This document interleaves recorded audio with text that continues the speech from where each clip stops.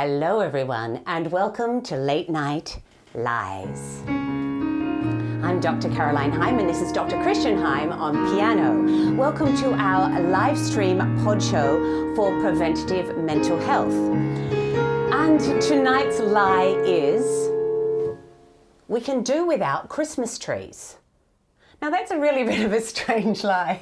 It is, but it's not just the Christmas trees, it's what Christmas trees stand for, all the traditions, because we live in iconoclastic times, times when we're bringing down structures in society, and I suppose the advantage of that is that we combat some hypocrisy and we try to get a bit more inclusive. Yeah. However, the disadvantage is that we may throw out some of the things that are actually keeping us together as people. Yeah, and we certainly don't want to be doing that. So welcome, old friends and new, to our Christmas special. Welcome. Yes.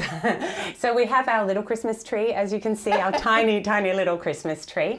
And we know that there are people tuning in from all around the world, from the US, from the UK, from Denmark, from Australia too, from Sydney, from Melbourne, and we welcome you all.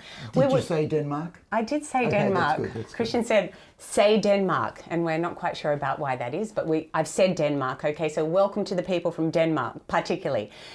Please let us know where you're tuning in from, okay? You can write in the chat right now. We would love to know which state you're in, which country you're in, if it's snowing. I heard that it's really bucketing down snow in New York City, so let us know. We would like to say hi, especially for Christmas. So please use the chat right now and say something, and I'll be able to say hello to you a little bit there. Today we do have, as we said, a Christmas special. We've got some beautiful songs, special Christmas songs. We also have a very special Christmas story that we're going to finish off with. And of course we always have to have a lie, so we will have a discussion about that. Not seeing anyone actually using the chat at the moment, but oh, there we go. Okay, there's David. Okay, from Utah. Welcome, David. Welcome, everyone. Please keep putting your state that you're from, and I'll have a little check of that a bit later on. But for now, we're going to jump into our discussion because it's a bit of a strange one that Christian came up with. We can do without Christmas trees.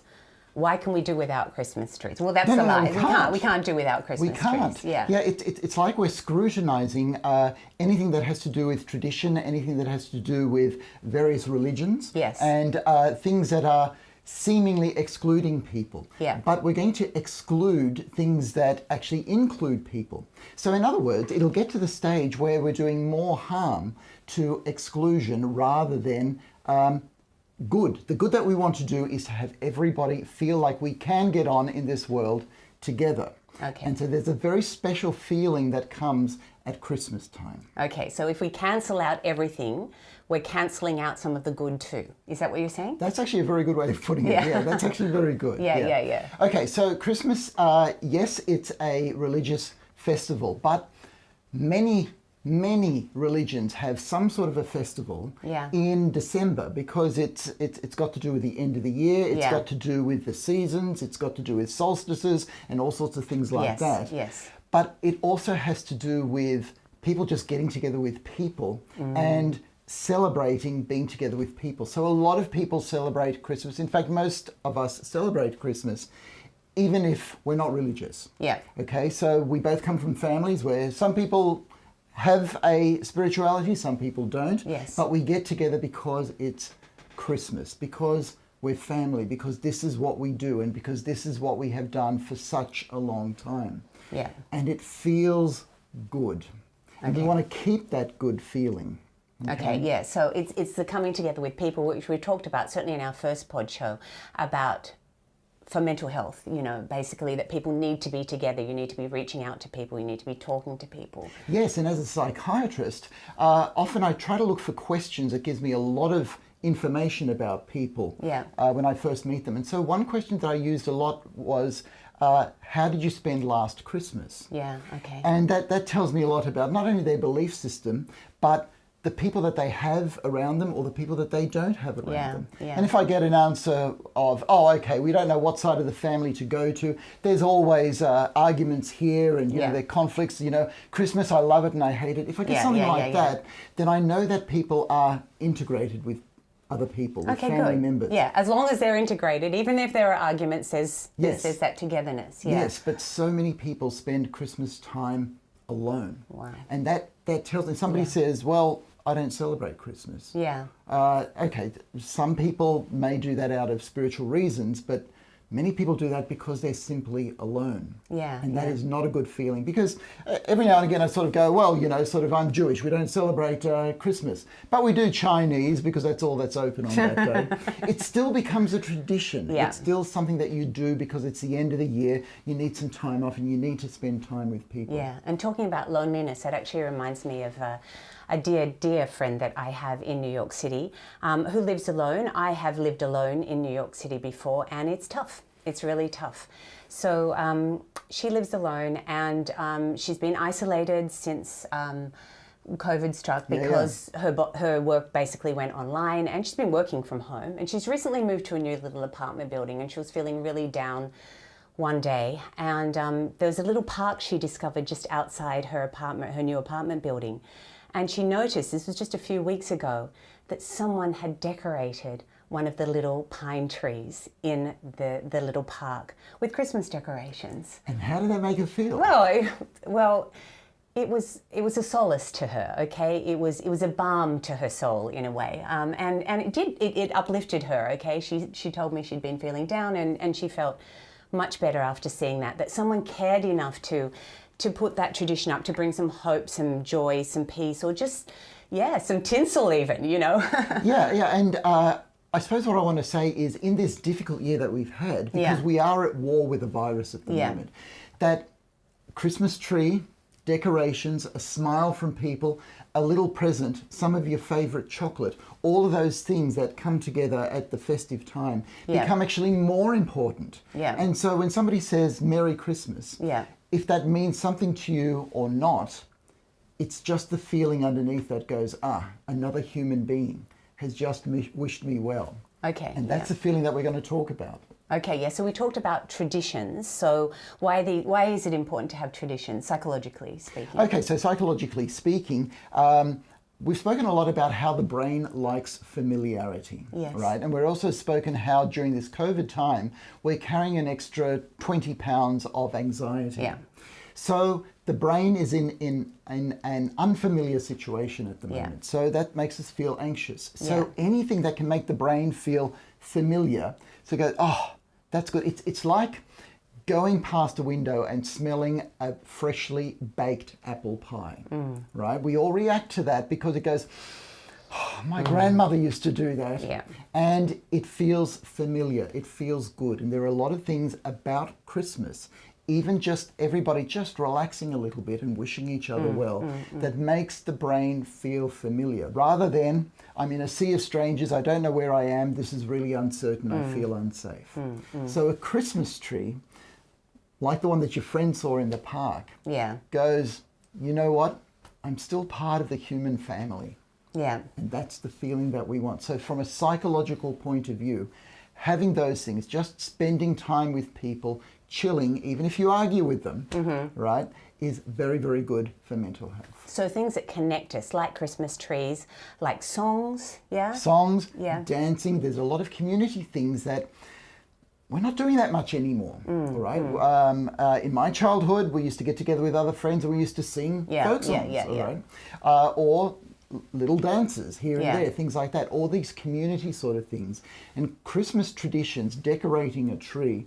Yep, the kids may be yelling in the background, but you still do it. Yeah, and it's also the smells and all of those things too, like you were talking about the apple pie. There's the smell of Christmas trees. There's the smell of gingerbread. I make lots of gingerbread at Christmas time. My son, particularly the one in New York, is, I'm sure, missing my gingerbread at the time. He likes them in big slabs. So we all have different things that we do, or maybe that we don't do, but there's just that time of being together that's really, really important. Yes, in fact, I gave a lecture once, this was in San Francisco, and a woman came up to me at the end of the lecture and said, I just want to let you know that when I was a child, my mother made us do Shabbat every Friday night. It was a ritual that we had to do, and we just hated it. I couldn't wait to get away from there. I can't wait to grow up so I don't have to do this anymore. The only thing is, I need to tell you, that was the best time of my life. And she said to me, I am now making my children do exactly the same thing for the same reason. This is just what we do. This is what we do as a family. This is what we do as human beings. It keeps us together. I just didn't know how important it was for me at the time. Yeah, Yeah. that's wonderful. Yeah. And I think even traditions that are cross-cultural too. I have a couple of friends that are Indian, that are Hindu, and I give them a Christmas decoration every year. And when the first year I did it, they put up a Christmas tree just for the fun of it, and they loved it so much they kept it up all year. So and they just keep on, now they want decorations from me all year long, so you know. Well, but that's the thing, we are actually looking for things that unite us. Yeah, that's it. And things right, that feel good. Yeah. And particularly in young countries like Australia and the USA to a lesser extent. Yes. We're looking for things. This is why people love Thanksgiving, because you can talk to anybody on the street and it's familiar. What are you doing for Thanksgiving? Oh, I'm doing blah, blah, blah, blah. Yeah. It's familiar, and that's what we've got to keep. So, yeah. Okay. Yeah, because there are times when we're against each other and we start looking at each other as enemies rather than friends. Yeah. And during those times especially, to find something that we hold onto as a tradition can unite us together again. Yeah. Okay, so that's probably a good lead into our song. Our song? Yes. All right. Yes, we do have a Christmas song, but it's not a Christmas carol. It's about Christmas at war. Now, that's a very strange concept because the two do not coexist. This song, I heard a live recording of this song. The singer John McCutcheon, he likes to tell stories to introduce his songs. Now, this story is about World War I, and all that you need to know about World War I is that for years there were these huge trenches across France, and about 50 meters apart there was the German trench and there was the Allies trench, okay? And trench warfare meant that nobody made any progress for a long time. The Allies being? France, and the UK primarily at that time, okay? Basically 500 miles of these trenches and people shooting at each other from the trenches, and in between the trenches is what we call no man's land. But here's the story of the song. John McCutcheon, he was given this story by a janitor who was working backstage at one of the concert venues that he was at, and he thought, oh, that sounds like a good story, I'll make a song out of it. And when I heard it, he was complaining about he didn't get as famous as he wanted to, but he was always thankful that his hit song, because this one cropped into the UK top 2000 for 1 week, all right? So it wasn't a big hit, all right? But he sort of thought, oh, well, I don't have a big hit, but imagine if my hit was something like Dead Skunk in the Middle of the Road, all right? And there was a hit song called Dead Skunk in the Middle of the Road. Yes, yes. And, you know, my fans went, give me the skunk song. Fortunately, that was hell for him, all right? So he said, okay, I'm not famous, but my song is meaningful. Yeah. So the song is Christmas in the Trenches. And he sang this song once when he was on a tour, on a folk song tour of some pubs or locales in northern Germany and in Holland. And he noticed that there was this group of guys that came to every concert that he did. And they were really old guys. And he thought, what the hell are you doing coming to see my music? He said, that song that you sing, that song about World War I in the trenches. He said, yeah, it's a good story, isn't it? He goes, no, that's not a story. That happened. Okay. We were there. So he learned from a group of people that this song that we are about to sing, well, Caroline's going to sing it, is not a story. This really happened. So we're going to talk to you about that a bit more after the song, John McCutcheon's Christmas in the Trenches.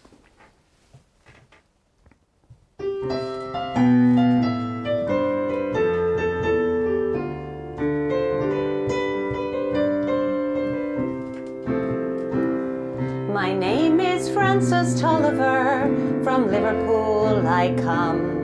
2 years ago the war was waiting for me after school.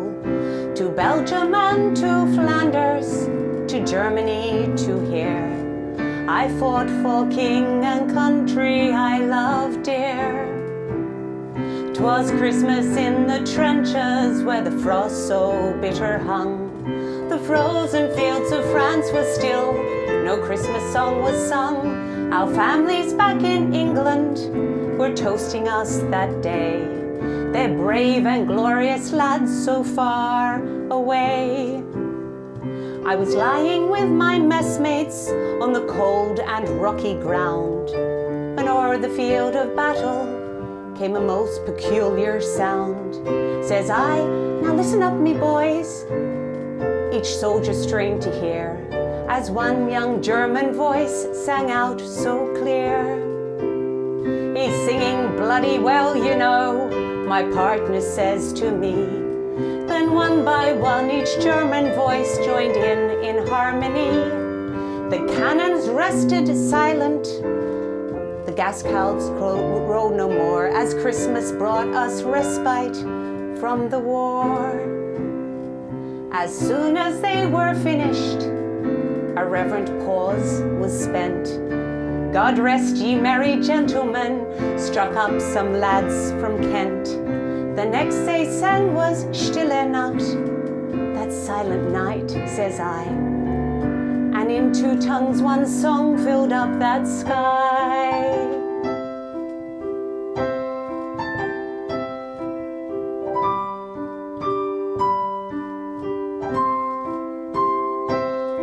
There's someone coming toward us, the front line sentry cried. All sights were fixed on one lone figure trudging from their side.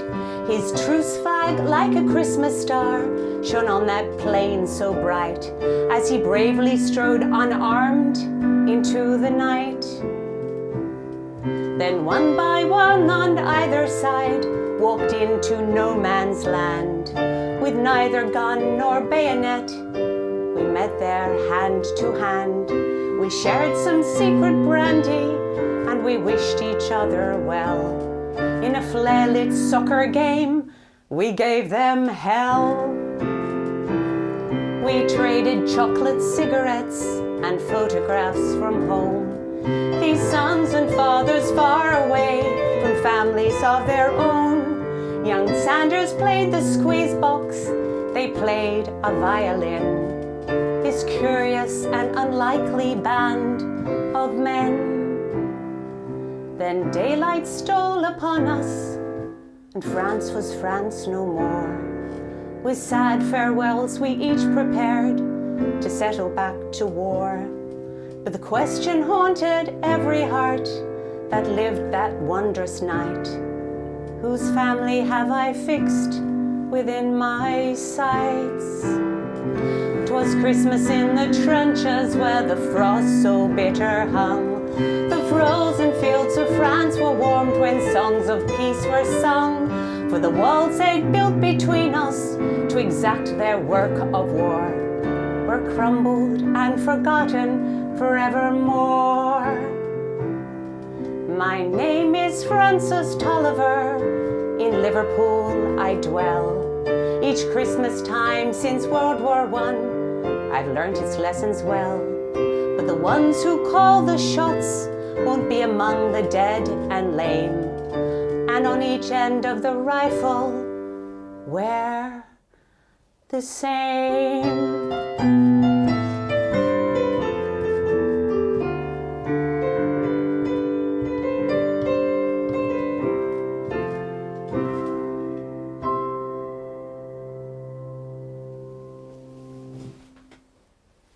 Why that song, Christian? I'm going to cry a bit.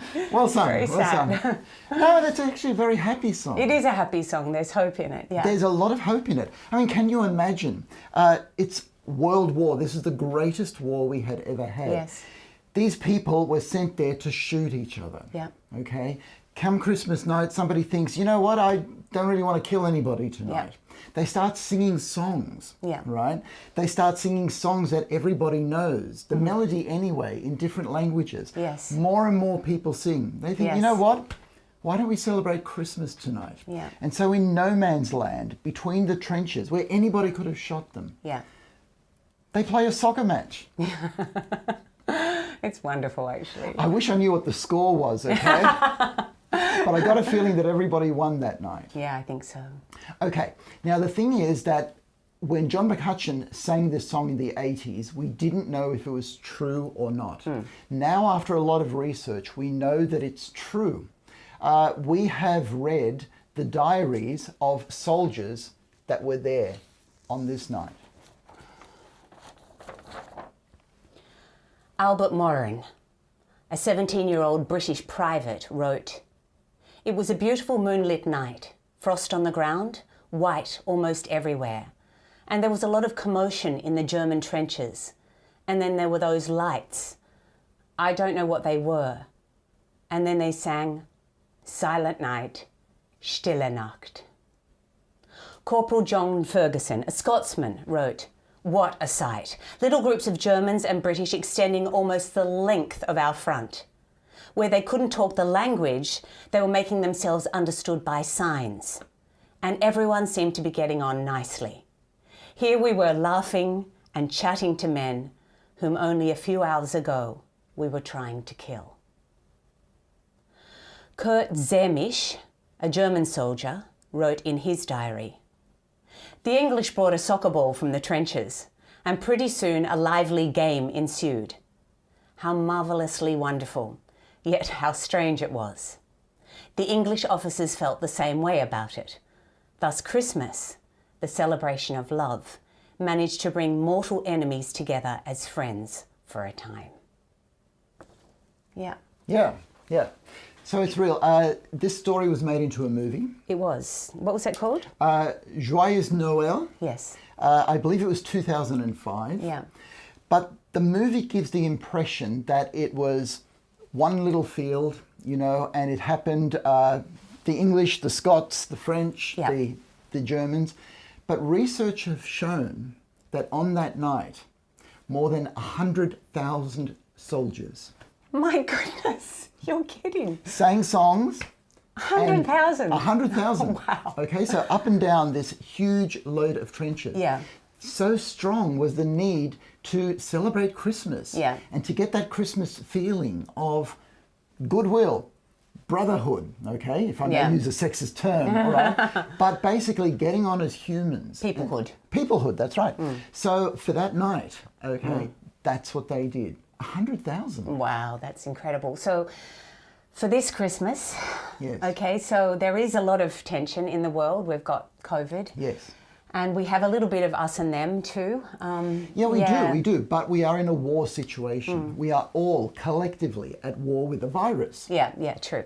And you know what? We'll get there. We'll get there. But just like World War I, 1914, when there were a whole lot of people that didn't want to be at war, Yeah. none of us want to be at war. None of us want to be in lockdown. None of us want borders closed. We Yeah. all want to see each other. But in that situation, the feeling of Christmas becomes more important. Yeah. So I actually have spoken to people to whom Christmas is just more important, all right? Yeah. They're actually going to spend more time with family. They're going to give more presents. They're going to wish other people a Merry Christmas, if they like it or not. They're just going to do all of that because Christmas reminds us of our humanity and Yeah. who we are as people. Yeah, really important. Yeah, it is really important. Yeah. And it doesn't matter what religion you are or you aren't, okay? Just this time to wish each other well. Okay, yeah, fantastic. Yeah. Yeah, okay, good. We're going to finish, well, we've got our story coming up next, okay? And there's a bit of an introduction. Or was there something else that you needed to say? There is Okay, something yeah, important. sorry, go ahead. I want to talk about what that feeling actually is. Yes, okay, go ahead, yeah. You can see we haven't rehearsed this. No, we okay? haven't. And Caroline's not doing her usual putting me under the spotlight with some No, we're just winging questions. it today. Yeah, we're just winging it today. It's a good time around Christmas to wing things, yeah. All right, so what is that feeling? What is that feeling that we get when we see a Christmas tree? Yeah. When we just listen to stories, when you're just in a room with the people that you're roommates with or people that you love, your friends, you're just chilling, that's close to what we call it. Yeah. But you just feel good about the world. Yeah. Okay. The closest English word there is to it is actually called coziness. Cozy. Yeah, Where you kind of feel warm, you feel like somebody's hugging you, you feel like you belong, you feel like that the world's okay just for these minutes. Right? Even when it's 80 degrees Fahrenheit outside and the humidity is 80, but actually it kind of blankets you a little bit anyway in Australia. I'm just thinking about that coziness that comes with Christmas, but in cold countries. But we've got a different kind of coziness. Well, it is, in fact. Just to let you know, at the moment, we've got about 40 degrees Celsius, which makes it about 100. Oh, really? Oh, my goodness. It's gone up since when I saw it. It's really hot out there. I don't know. I could be exaggerating. Yeah. Anyway, so the coziness. That feeling of coziness, it's more than just, I feel warm. Yeah. It's that feeling that I actually belong to the human race. Yeah. I feel good. I feel content. And all of that has to do with familiarity in the brain. Right? Okay. Yeah. And there is a particular brain chemical associated with that. Oh, yes, we love our happy brain chemicals. Which one is it? Do you want to take a guess? Oh. Is it oxytocin? Yes, it's serotonin. Yes. Oh. I didn't get it right. Okay, yeah. It's one of the two. Well, of course, oxytocin is that feeling of being together with people. So obviously there's a lot of oxytocin there. But that feeling that you get that I belong in the world, I'm okay. I know who I am. Yeah. All right. Yeah. That's a serotonin sort of feeling. Right. The pleasure is from dopamine, but there's not that much pleasure. You're not having a wow of a time when you're just sitting there with a candle on and you're just chilling with people that you love. Okay. Yeah. It's not a big pleasurable sort of a time. Okay. Okay. And there's also some endorphins going on because you feel together with the people there. Yeah. All right. So English doesn't have a word for it. The Germans have this word, gemutlichkeit. Oh, that's one of my favorite German words, gemütlich. Gemütlich. It's that coziness that you feel when you're in a little restaurant with some people that you care about and you have a really good conversation and you go, gosh, I feel just really warm inside, yeah? That's right. You just feel warm inside and you feel together with the other people. Yeah. All right. Yeah. So that's, it's become an English word. I believe it was in 2007 that Gemütlich gemütlich is now an English word. Wow. Yeah, well, why not? Why not? Yeah. The Oxford English Dictionary decided we need a word for this because we don't have good enough words for this, all right? So they took gemütlichkeit. Yeah. I actually wish that they had taken the Danish word. Which is? Hello, Denmark. Hello, Denmark. That's why you're here. The Danish word is hygge. Hygge, that's like Hygge. hug. It is, that's It's right. lovely. In fact, Hygge, I hygge, have heard that before. which is kind of Danish for gemütlichkeit. Yeah. Sorry, Danish people, I know it's slightly different. But it has the same root word as our word for hug. Yes. So that feeling that you get when you get a hug, all right, is that feeling of gemütlichkeit. We call them cuddles in Australia. We call them cuddles. Have a cuddle. So maybe the right word, this is what I would have chosen, is huggy. Do you feel huggy at the moment? All right. Who do you feel huggy with? Yeah. What makes you feel huggy? All of that. Huggy, gemütlich, hygge is that feeling of contentment because the brain is familiar. Okay, so even though we can't be with people physically and some of us are separated from our families during these holiday times, we can still get the hygge and gemütlich feeling just by talking to them, and we still get our serotonin and everything then. Well, although when you're apart from them, you will feel the loneliness, all right? You'll actually feel, I wish I was with you. Yeah. Okay. And that actually means low serotonin, loneliness. Okay, all right. It feels bad, but even that feeling is a feeling that's born of love. Yeah. It's because you care for these people that you wish that you were close to them. Yeah. All right? Yeah. And that's what makes these longing feelings, all right? Okay. So that when you get back together again, big hug, big hygge, big gemütlichkeit. Yeah, wonderful. Okay. Christmas tree. Great. Christmas tree, that's right. Christmas tree. Okay, Christmas tree, yes. Christmas tree. Christmas tree is all about that too, isn't it? Okay, Yes, it we're is. going to go on to our story soon, but before we do that, a little bit of housekeeping. So next week we actually won't be having a late night lies because it's actually our Christmas day and we will be celebrating. Hopefully with some family. We've just had some more outbreaks in New South Wales, so we're not totally sure about that yet, but we will see. And it's difficult times this year for everyone, I know, and our heart goes out to those that really can't be with those that are with their, that are away from their loved ones. So nothing next week, but on New Year's Eve, we have another very special show in that we would like to invite you to send in any song requests. So if you have a special song that you would like Christian to play that night, he'll play it. So now is the time for you to write down in the chats or while we're doing the story or whatever, your your song, your special song that you would like Christian to play. And then come and join us for New Year's Eve, for a New Year's Eve party with Late Night Lies. Bring a drink. A lot of you are isolated, and I have been hearing from quite a few groups in America that they are isolated for Christmas and for New Year's. So come and join us and share some love and some serotonin and oxytocin and That's right. endorphins and everything with us on that New Year's Eve. If you can't use the chat, send us an email, DM us on Instagram. And Find us somehow. Find us somehow, okay? If you're looking at the video afterwards and you know that you will be there live on New Year's Eve, send us your favourite song and we will hopefully play it, unless we're completely inundated and we'll have to be a bit more selective. But we'll name the songs anyway, okay? So please write them in now, that would be great. Okay, so our last story. Our story is about a Christmas tree. And this is why we can't do without our Christmas trees.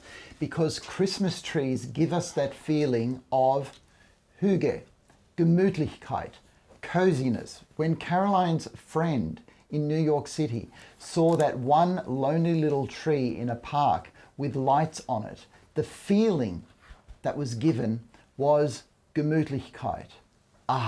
I feel just a little bit better. I feel part of the human race. So we're turning to Hans Christian Andersen, all right? Gosh, am I in Denmark again? You're in some Nordic country. I am. I'm in Denmark again. Hans Christian Andersen, writer of a lot of children's tales, fairy tales. They didn't always have happy endings. In fact, one thing that Søren Kierkegaard said of Hans Christian Andersen is where most storytellers say stories in the major scale, Hans Christian Andersen tells stories in the chromatic scale. Oh, it's got that edge to it, most definitely. It's got that edge. So not only happy stuff, but also some sad stuff that we all actually experience. But it's not only, there's reasons for that. There's things to learn, there's lessons in all of those. That's and right. I mean, if it's all joy and happy, it's all nice and happy, but, you know. Well, we're not going through a happy time at the moment. No, we're not. We're not. We're going through a hard time. All right, so Hans Christian Andersen was also a friend of Charles Dickens. Oh. Well, because they were both writers during the early Industrial Revolution. Yes. They all they championed the poor, the people who were missing out, okay? And also they both had a heart for children, all right? They liked children's innocence. So when Hans Christian Andersen went over to London, he spent a wonderful evening with Charles Dickens. They became friends. Then a couple of years later, Hans Christian Andersen's, I'm coming over, can I come and visit you? And Charles Dickens says, yes. And he thought it would only be a few days, but Hans Christian Andersen decided to stay 5 weeks. Okay. After which Charles Dickens didn't speak to him anymore. Oh. All right.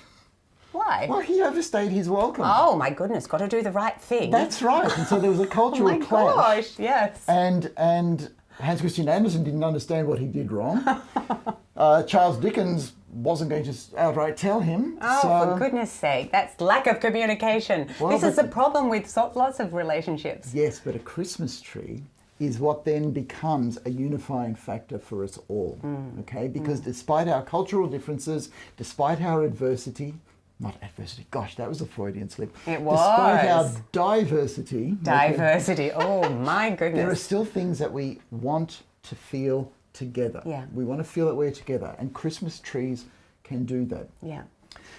Hans Christian Andersen, the little fir tree is what the fairy tale is called. We've adapted it just a little bit to fit in the 21st century. Once upon a time, in a deep, dark forest, there stood a pretty little pine tree. But it wasn't happy.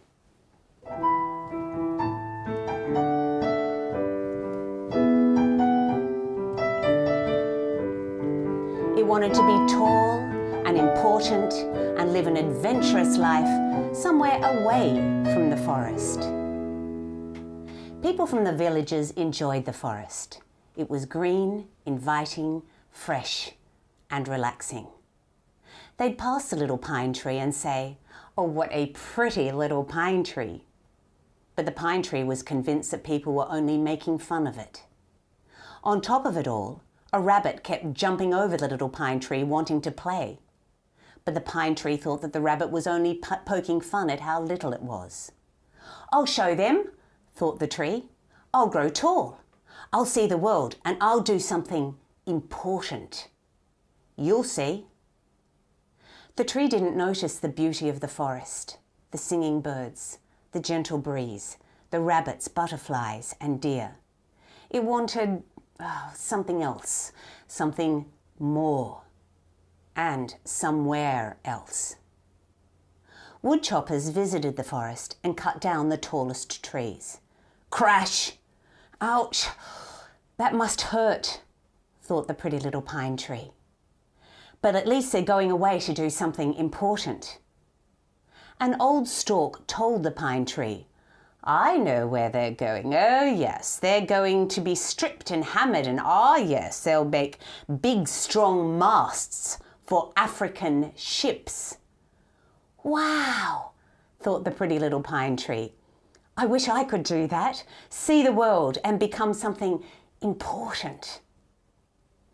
"Just be happy where you are," said the wise sunshine as she shared her glowing warmth and energy. "Why should I?" said the pine tree. "I just live in a stupid forest." Then it was Christmas.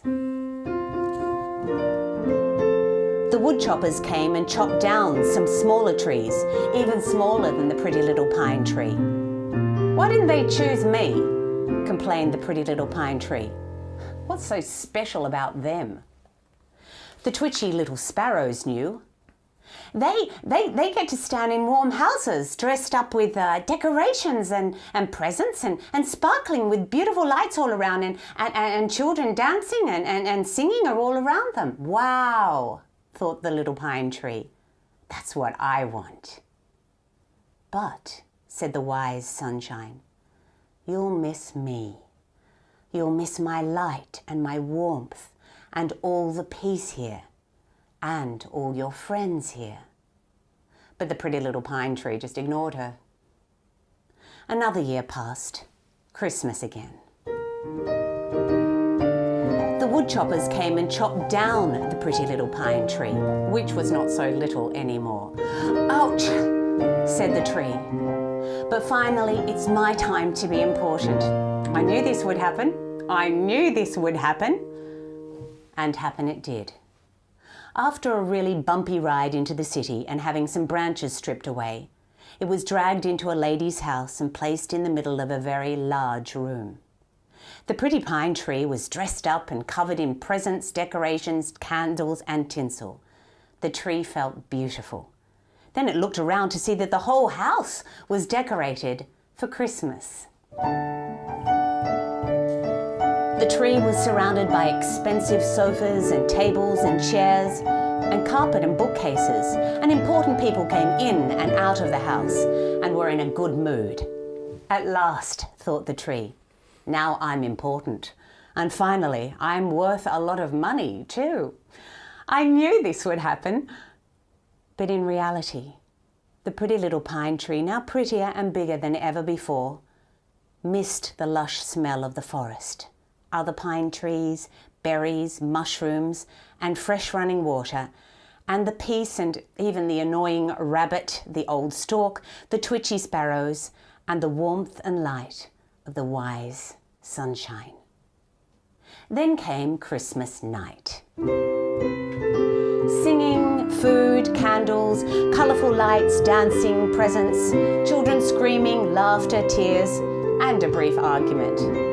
This was the pretty pine tree's finest hour.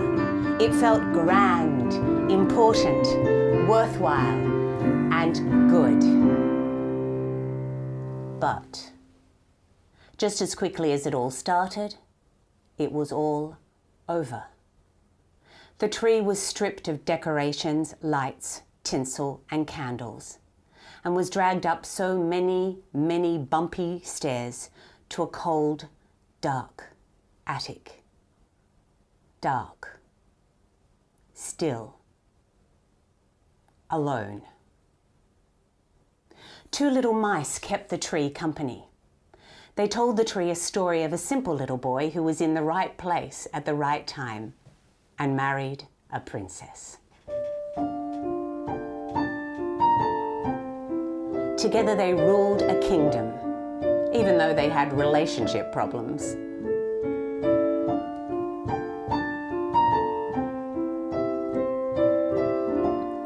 The mice also told the tree about their life, then asked the tree, "Where did you grow up?" The pretty little pine tree told them about the forest and the sunlight and singing birds and the stork, the sparrows and the annoying little rabbit. "Wow," said the mice. "How wonderful that must be." And for the first time, the pretty little pine tree thought about how wonderful it actually was. The mice heard footsteps, so they scampered back into their hole. 2 people grabbed the tree and hauled it outside into the daylight. "Finally," said the tree, "I knew this would happen. My life is taking a good turn. It's getting better. I knew this would happen." Outside, the tree was beginning to enjoy the sunlight, the blossoms, and the fresh air when it looked down and saw how old it was, how its branches had withered, how its pine needles were brown and dry and falling out. It looked old. It looked dead. It was thrown in a forgotten corner of the garden. But days later, the children found it. Look what I found in the ugly old pine tree," said one. "A leftover silver Christmas bell." That got the pine tree remembering, and for a moment, it felt better.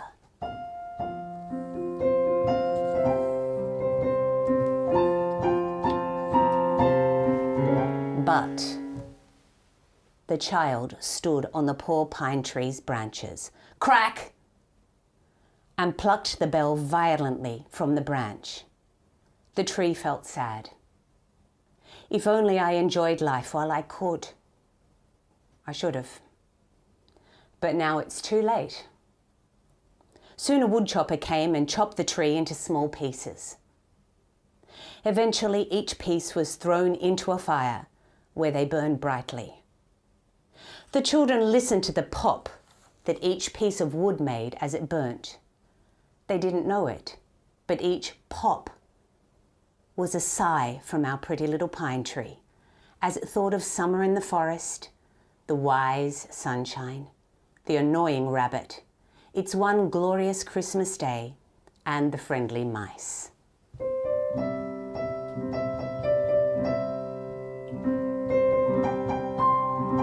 Many years passed. Forests all over the world became precious. Woodchoppers no longer chopped down Christmas trees, but rangers made sure the forests thrived everywhere.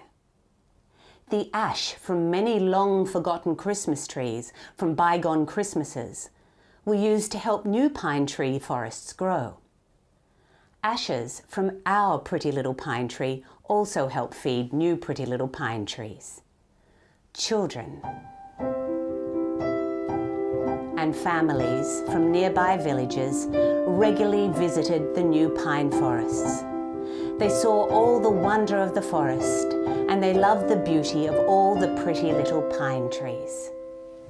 And each Christmas, they made a candlelit procession from the villages to the forests to decorate pretty little pine trees, and sing and dance and exchange presents and smiles. Adults would talk and exchange recipes. Everyone enjoyed this joyful tradition.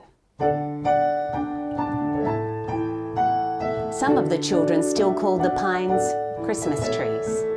Other children called them Hanukkah bushes. Maybe others call them eyed pines, enlightenment figs, or Yuletide saplings. Who knows? But pretty little pine trees everywhere are happy to be admired while they still get to stay in the forest.